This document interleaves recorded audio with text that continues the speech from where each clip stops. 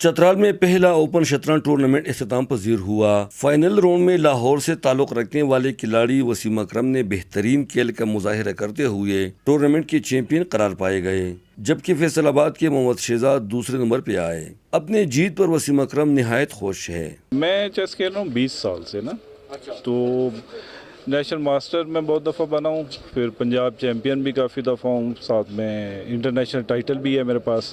Winner اپ کھلاڑی محمد شہزاد بھی چترال کے مہمان دوست ماحول سے نہایت لطف اندوز ہوئے۔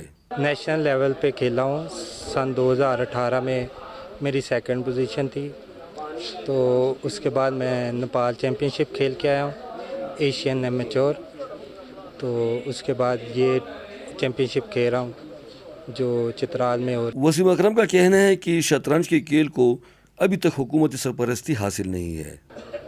پاکستان میں تو اس کو بہت سارے چیلنجز ہیں، ٹھیک ہے، اس میں گورنمنٹ کی سپورٹ نہیں ہے، ٹھیک ہے، اسٹرکچر نہیں ہے۔ اگر آپ یورپ، امریکہ یا ایون کہ ایشیا میں دیکھیں تو چیس جو ہے، اس میں جو پروڈکشن چل رہی ہے گرینڈ ماسٹر کی، وہ انبلیویبل ہے، لیکن پاکستان میں کوئی گرینڈ ماسٹر نہیں ہے ابھی۔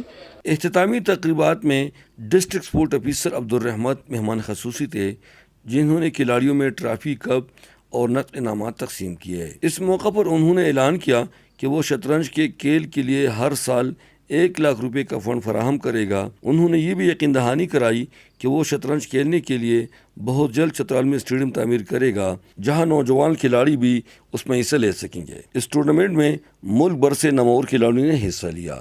حمزادہ گل احمد فاروقی، چترال۔